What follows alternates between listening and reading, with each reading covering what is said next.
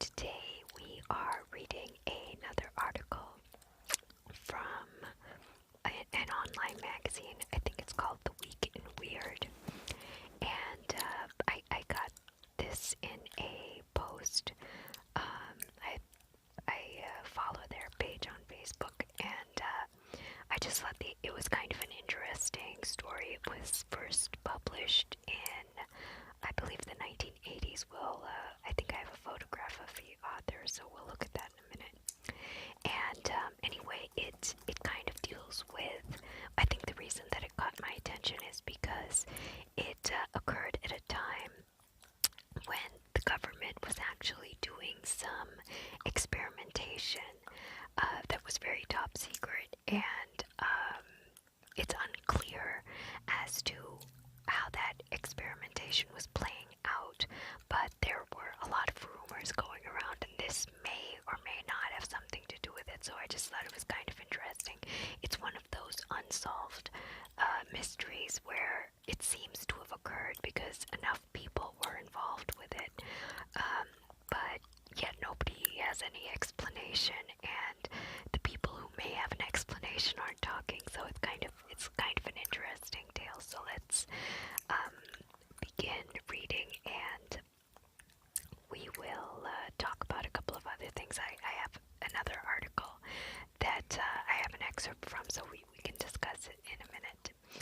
So it is called The Man from Taured. I didn't, I guess I don't have the title on this page, but that's okay. So it begins here. The year was 1954, and it was hotter than normal in Tokyo. But at Hanada Airport, it was business as usual. That is, of course, until one unknown date when a routine European inbound plane dropped off its passengers.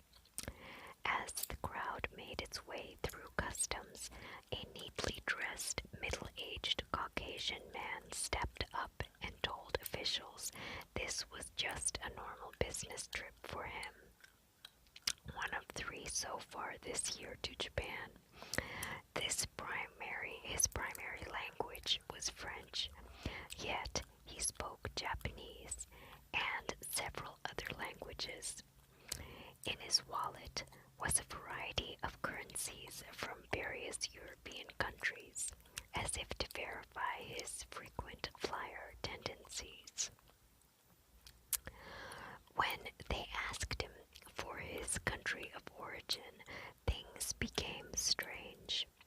He casually stated that he was from Taured, on the border between France and Spain. The officials told him that Taured didn't exist, but he presented them with his passport, issued by the non-existent country of Taured, which also showed visa stamps corroborating his previous business travels to Japan and other countries.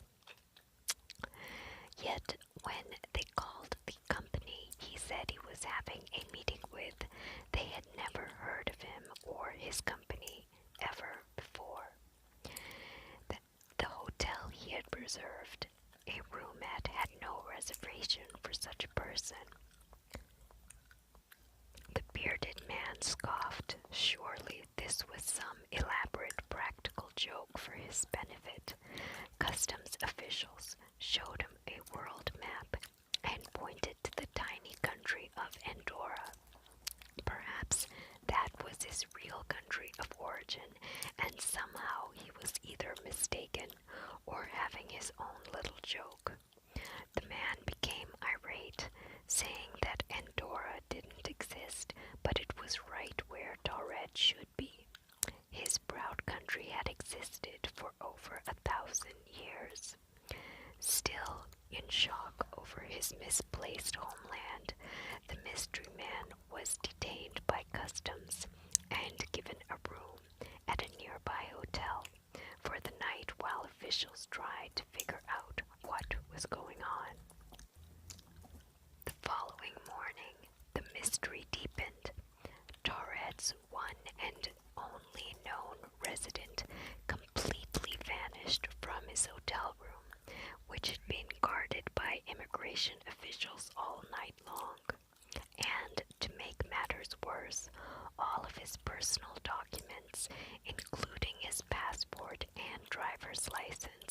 issued by the mystery country vanished from the airport's security room. Police and airport officials searched in vain for the mysterious man. It was as if the whole encounter had never actually happened. Surprisingly, misplaced travelers such as the businessman from Taured have appeared on many occasions.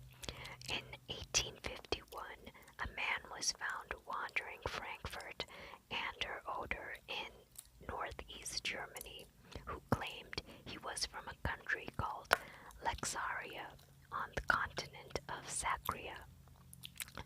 Another young man who spoke a completely unrecognizable language was caught stealing a loaf of bread in Paris in 1905. He said he was from Lisbia, which authorities assumed was Lisbon or Lisboa in Portuguese, yet his language was not Portuguese. Nor did he recognize a map of Portugal as his homeland.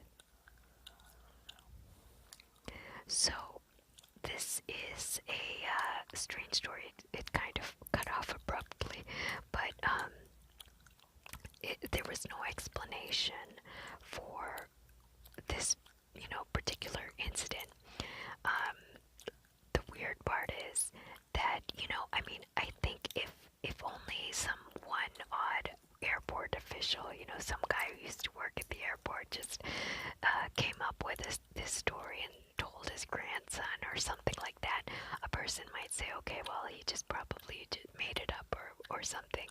But there were several people involved with this story, and airport officials, there were police, there was, the guy was kept at a hotel, there was more than one individual involved, so for all of them to sit there and make up this story and stick to it for that many years is kind of surprising. And the thing is, they have no paper trail, which doesn't help anything because all of the guy's documents were gone, and whatever they had, filed on him, that apparently they didn't have anything that they had no evidence to show. They didn't have, I guess, photocopies and those kinds of things in the 50s for, to show that, okay, he did show this wallet. It's just eyewitnesses and several of them, as well as the police that were outside of his bedroom, and all of the documents that went missing from a locked security room. So it's kind of weird, and it's just it's a situation where people are referring to the possibility of either other dimensions or other timelines. Did this man step through, how this image is showing some kind of a time warp or whatever, and ended up in this Hanada airport, or another version of the Hanada airport from what he had, been in maybe from earlier that morning or something. Okay, so now I do have a few other pieces of information that I'm not sure if it helps any, but it does have to do with the kind of experimentation that was going on in the 1950s. So as I've stated in other videos, and I think I made a video about this early on in the beginning, that during Project Paperclip, Nazi scientists were brought to the United States and pretty much given free rein in terms of Black Ops budgets and being able to do pretty much whatever they want. The thing is, they had developed a tremendous amount of technology, which they said they were back engineering. Now, at some point, Hitler took 2 trips to Antarctica and apparently found a lot of old technology and brought it back to Germany, and they started working on it, trying to figure it out. One of those experiments that they were working on was this object that was called the bell. Basically, it looked like a bell.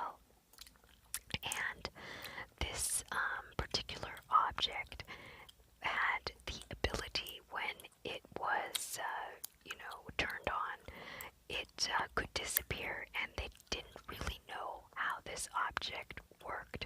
They didn't know where it went and where it would end up, but part of that experiment was that underneath it they had liquid mercury as well as a grid of magnets, and I think they had to run electricity through a sort of circuit, and that spinning of the electricity with the mercury and the magnets, it somehow zapped this particular object out somewhere. Nobody knows what would happen to it, but then it would reappear in certain locations. And this Bell experiment, there is film footage of it, so it did exist. It was an actual thing that they were working on. They just didn't, at that time in the 40s, they didn't really understand, how it worked. So when they came to the United States, all of these scientists came to the U.S. and started their experimentation again. They had a lot more money and they could build larger projects, and one of those projects was named the Philadelphia experiment. I mean, that was just the name that an author gave it. I don't know what the actual military name for this experiment was, but it's known as the Philadelphia experiment. They made a TV movie about it, and that's kind of where people had heard about it. And then there's just kind of anecdotal stories, and there are a couple of images, but nobody really knows what was going on. It does seem to be part of this Black Ops underground, experimentation that these Nazi scientists were doing. But what they did was they found a natural grid of magnets, and so when they were looking into how to run the electrical circuit, either, I don't know how they were supposed to do it, around it or underneath it, the ship could be made invisible, what they thought was invisible, but basically it was getting zapped someplace. Now, they didn't, again, it was the same problem that they didn't know where these things were supposed to end up, but eventually through a series of experimentation, they found that if they could lock in another magnetic grid, they were able to zap it to jump it basically to another location where the matching, some sort of electrical signature match was found. So they had two locations. So they were doing these experiments in the 1950s. They have to do with magnets, like a naturally occurring magnetic grid, and running very high voltage electricity at very fast speeds. So since they were doing these kinds of experiments in the US, it's very possible that some secret stuff was also going on in places like Japan, and definitely stuff was going on in the Soviet Union. They had, each country sort of picked up whatever scientists they could and got as much information as they could when they were sort of, the Nazis were running and escaping wherever they could get to. And so it's very possible that at this particular airport there was some other stuff going on. It would have a lot of electricity running. It's very possible that it was built on some sort of a natural grid, and it's possible that at the right moment, if just circumstances, all fit together, that they were actually able to create this little black hole, basically, where somebody who was in a very similar timeline, would end up transporting to the other, like zapping or bouncing into the other timeline, similar to the way that the Eldridge was able to move from one location to the next. It's not clear if that was 100% happening. I'm going to just read a little section from that experiment in a second, but we'll just look at, so this is one of the images that we have. Oops. Okay, so this is one of the images that we have. So this is his hotel room. So, I mean, that doesn't really say much, but anyway, they got a hotel room and they had two guys officers waiting outside the whole night is so, I don't know where this guy could, I guess he could have left from the window, but still, it's just really weird that he disappeared, and that all of his information was also gone from a locked hotel room, because even if he could disappear, how did all of the other stuff disappear? And then we have, this is the guy who wrote about it. So his name is Colin Wilson. He was the original source for this story. And let's see, what does it say, what year? So he wrote about this in 1982. And he was already a famous writer who dealt with paranormal mysteries and facts. He never cited his sources, and so that's the questionable part, but the fact was he was a published author, and he was really just writing about whatever stories people, from around the world that people had, told him about, and this was one of them. The thing is, there were just too many people involved with this, where it seems like either the man from Taured, was either playing a hoax, but then how did he escape from the room, and how did he get his documents out of the other safety room too? Fine, he could have been a magician, he could have been doing any number of things, but just the fact that this was occurring in the 1950s, also the fact that it was a particularly hot day, that I think is also significant, because apparently some of this experimentation does, some warping occurs with the magnetic fields and the electricity when the heat is, when it's a hotter day, like with solar flares. And what can sometimes happen are these little holes apparently can open up, and so it's possible that he just walked in through one, and then somehow, I don't know how he would also disappear. Okay, so let's just look at this little section from the Eldridge article on the Philadelphia experiment. So it says, in the early 1940s, the Navy did conduct experiments to make naval vessels invisible in the Philadelphia naval shipyards, but in a different manner and with a completely different set of desired results. In these experiments, researchers ran an electric current through hundreds of meters of electrical cable around the hull of a ship to see if they could make the ships invisible to underwater and surface mines. Germany deployed magnetic mines in naval theaters, mines that would latch on to the metal hulls of ships as they came near. In theory, this would make the ships invisible to the magnetic properties of the mines.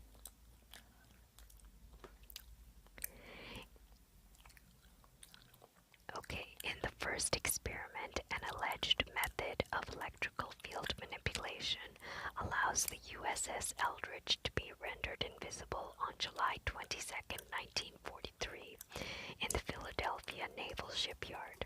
The second rumored experiment was the teleportation and small-scale time travel, with the ship sent a few seconds in the past of the USS Eldridge from the Philadelphia Naval Shipyard to Norfolk, Virginia, on October 28, 1943. And then basically in that particular one, there were, I don't know why, but because there was a sort of time gap that had occurred, there were people around at that second experiment, and suddenly a ship appears and disappears, and you had crew members who, were at that location and supposedly had been injured because they were not part of the original experiment.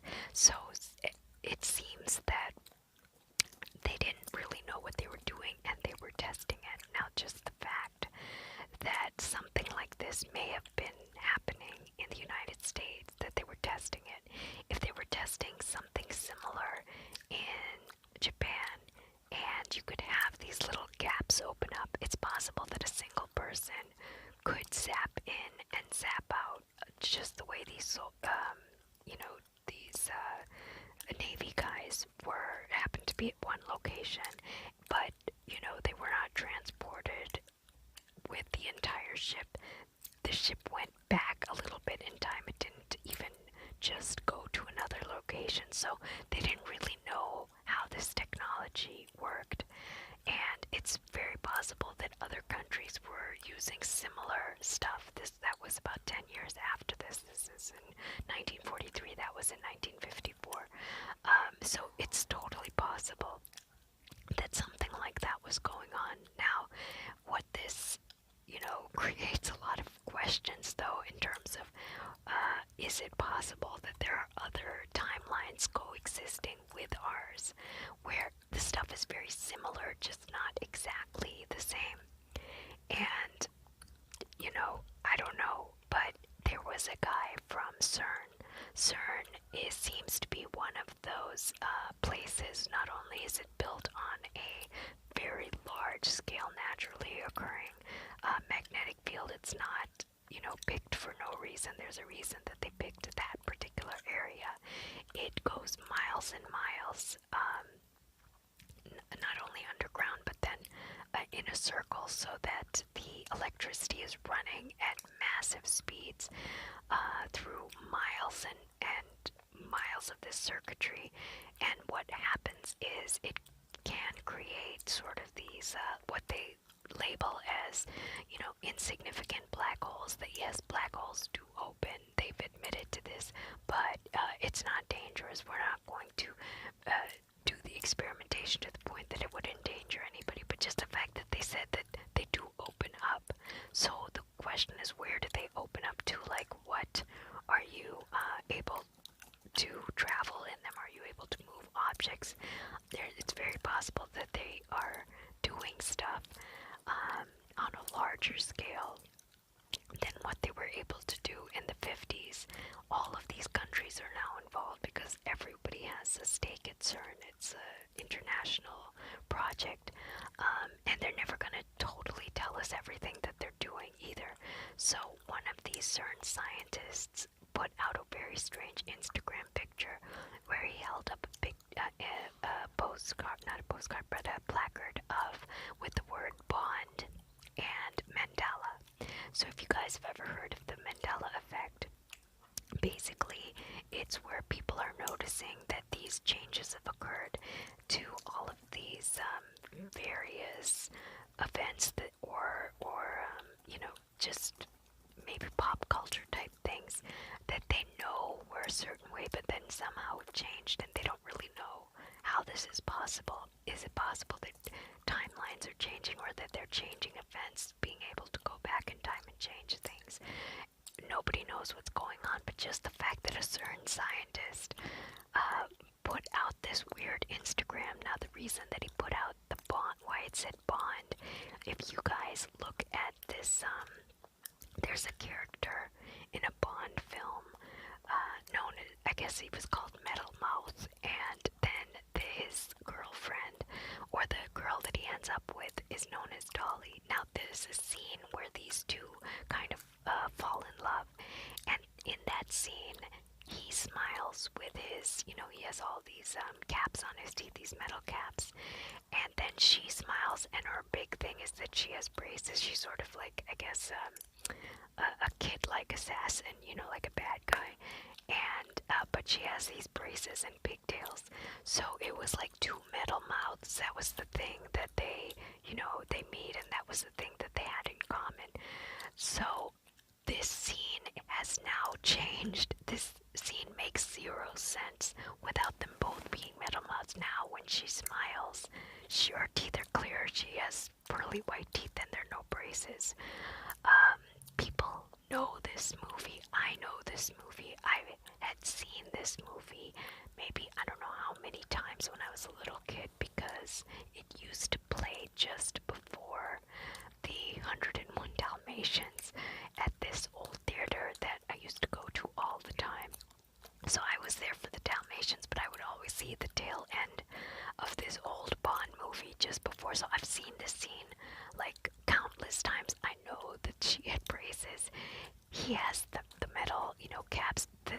That scene only makes sense with both of them having the, metal structures. How is it possible that she suddenly doesn't have them now? And in daughter Dolly, it always mentions that she has braces, but yet she doesn't have braces in the most significant scene. There's also a little white, I don't know what it is, it's like a little glitch that occurs just before she smiles. So people think that, okay, maybe they've changed it just to mess with, is it a psyop? What is going on here? The thing is, people have looked at their old VHS copies of this movie from the 80s or whenever it's 90s that they got these videos, and it's changed on the videos. Like, you could say, okay, a new DVD, they might have made a new print, but how the heck are these old, VHS copies changed?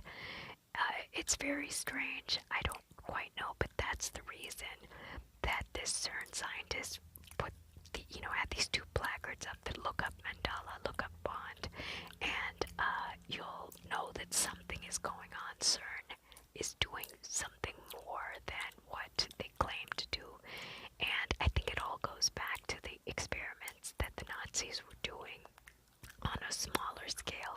But once they came to the US, they had a lot more money to work with, and then once they did finally figure out how these things worked, then this huge investment in Switzerland was built based on what they had learned through all of this experimentation that they were doing in the United States. So anyway, it's all kind of very, very interesting. I think it's possible. There are two possibilities. Obviously, either the guy, the traveler, was just trying to be funny and made up this whole thing and maybe had some ability to escape the room, was some sort of a Houdini, and was able to do that. How he got his documents out of the other room. I mean, a person, I guess, could do. You would need a little bit of help, though. Somebody at the airport has to kind of be in on it, and then the guy, they maybe could do it. He could maybe pull it off, but then what's the point? You know what I mean? Like, nothing was gained from it in the 1950s. It wasn't published. This was just something that a whole bunch of people had experienced, but then didn't know what to do with it. It was not published until 30 years later. So nothing was directly gained by any of the individuals for this guy to even, do this little hoax. It's kind of ridiculous. And the other possibility is maybe there are multiple, timelines. Maybe there are little gaps that they're able to open up when they run this electrical current over the magnet. Maybe it does open up a black hole, and if people are in the right location, they can, I don't know, jump, or I'm not exactly sure. But just the fact that the Eldridge did two things. It didn't just jump location, it also went back a little bit. So it's possible that the reason he disappeared was because he might have gone back as well as jumped. You know what I mean? Like, it wasn't just that he disappeared out of thin air. If the ship in the second experiment also went back a couple of days, then he might have gone back to I don't know, there are too many questions, and I don't know how the technology works. It's just that the location that he was at, an airport, would have electricity, would have possibly some kind of a grid system underneath, and I almost am positive that solar flares do affect the magnetic fields. So if it was particularly hot, and there was some effect on the electricity on the magnets, it's possible that something like this could have happened, and then the guy disappeared. Now, why was that timeline just a little bit different from ours? I mean, any little decision could have changed something. It's weird that he still spoke the same variety of languages. He still had currency, he still had a passport, was dressed in a similar fashion. So the majority of the events that occurred, but this weird little anomaly of that the country's name had not changed. It's I don't know, it's kind of strange. I'm not really sure what to make of this story, because again, there's no way to verify it happened so long ago.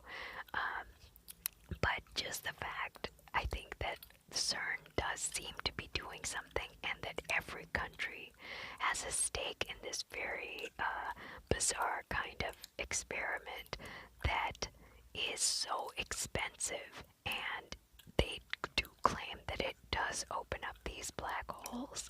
There are images where you can see it on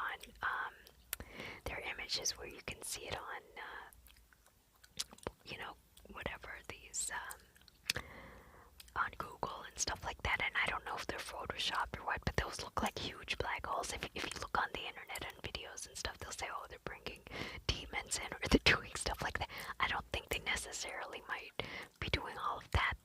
This might be some kind of a travel method, something that this declock, the bell, that's what it was known as, that declock seemed to be able to do, because it also, according to a U.S. Army story, suddenly disappeared from Germany and then reappeared. I don't remember what city it reappeared in, but just random. Maybe it was Philadelphia, actually. I can't even. That seems like the right city, but I'm not totally sure. It appeared somewhere in the United States several years later, decades even, and people got out of it, I think. And the thing is, this machine, they didn't fully understand what it does or how it works, but I think now they may have figured something out, and they may have realized that there are multiple streams of existence. If that's true, I don't know, but if it is, it might explain some of these Mandela things. I can't totally understand all of this Mandela stuff myself. I'm in a couple of different groups trying to figure it out, asking people.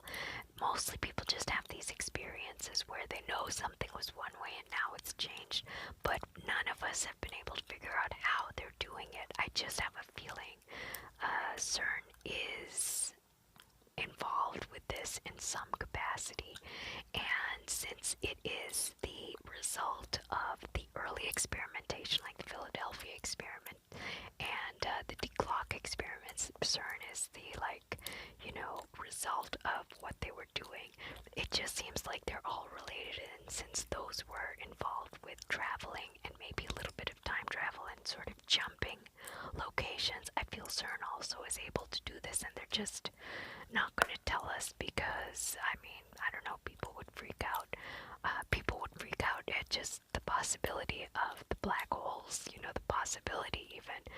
They say it's not dangerous, that little ones do open up, but that, they don't know if it's dangerous or not, they're just assuming. But,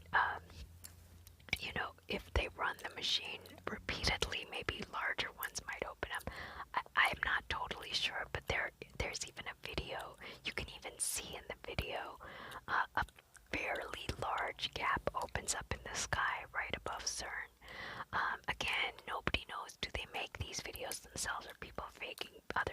I have no idea, but it looked pretty real, and the images do look pretty real, and people, anecdotally, the ones who are living in that area of Switzerland, say that these gaps open up in the sky above that facility all the time when they're running it. So it does something. I just don't know what it does. It may be doing a much grander scale version of what the Philadelphia experiment was trying to figure out, is how can we jump things from one location to the other or make them invisible. And then I think the side effect was they noticed that, it is also able to move forward and backwards in time as well, which seems unbelievable, but maybe, we may not have a full, clear understanding of the way that time works, and they may have learned something in these last, 50, 60 years since all of this back engineering has been going on. Anyway, it's all very interesting. This was from the story called The Man from Taured, from the Week in Weird, and then I also read a little section on the Philadelphia experiment. So I hope you guys enjoyed it, and I will see you again next time. feel free to comment if you have any experiences with this Mandela thing, or if you have any insights as to what's going on, because I don't know what's going on either. But there's so many things like the Berenstain Bears. You know, there are a lot of things. If you look into it, it's just crazy. Like the mirror on the wall, and that's changed to magic mirror on the wall. Things that people have known, you know, that are sort of ingrained in us. Little things have changed, and why? Like, are they changing them on purpose, or are they just randomly? If we can we all have this memory of it being one way, or is it even a psyop where they purposefully change something? And it's very easy to change it on the internet, you know, on a massive scale. I'm sure they have programs that they're able to do that, because we have no other way of looking stuff up. But then how are they changing all of these VHS copies and old, you know, movies and stuff? You know, how are they changing those things? Something is going on. I just don't know what it is. And if any of you guys have any insight, I'm always interested. This is like one of those topics where I could talk about it forever, but you know, if I could just kind of get a grasp on it, I think there's some aspect to this science that has not been explained, or the way that time and dimension and all of these things work has not totally been explained to us the way that they, I think, have now figured out. You know, we get glimpses with things like the string theory and different ideas that come up, but they're so hard to understand because we don't have anything tangible. You know, it's always like a theory, and nobody fully understands it. And then when you have a scientist explaining it becomes even harder. So it's like, you know, if somebody in plain terms kind of can say, okay, this is how it works. Time is like a, you know, loop, or it's like a circle, and you can go through these wormholes, and they have these other versions of very similar realities, and you can jump back. You know, if somebody would, if there is something like that, I would love to understand this a lot better. And if they are doing stuff like that, if they're shifting people, or individuals are just jumping randomly or whatever, we need to know. I mean, that's then really dangerous if they're running a machine that can do something like that. But I don't know. I just feel like if it was doing that on a massive scale, many people would have many more stories. This seems to be like an isolated group of people who just either are noticing changes, or I don't really know. But it's not like millions of people are just suddenly going home, and you know, half the people are different or something like that. It's not that. It's like pop culture kinds of things. This is why I think there is some government involvement in this, because they can make those kinds of changes. It's just, how are they doing it, you know? How are they changing old videos and stuff like that? There was, even in The Wizard of Oz, I was looking at this video, and suddenly the Scarecrow has a gun in that. When the heck did the Scarecrow have a gun in The Wizard of Oz? I don't remember that, but maybe I just don't remember. You know, that's even a possibility, that people on a massive scale have just forgotten these little childhood things. It just seems like, it just seemed so out of place, even the way that he was holding it in the film footage. I was like, this was never in the movie. I mean, I don't know. So, you know, you guys can check out those videos. I find them, I just find them so interesting. You know, but I have not come to any conclusion about this that kind of gives me a feeling of, oh, okay, this is how it works. So I'm still trying to figure this one out. But this story caught my interest because it seems to kind of be relating to all of the stuff that was going on right at that time, and just the location that it happened at the airport, you know, is interesting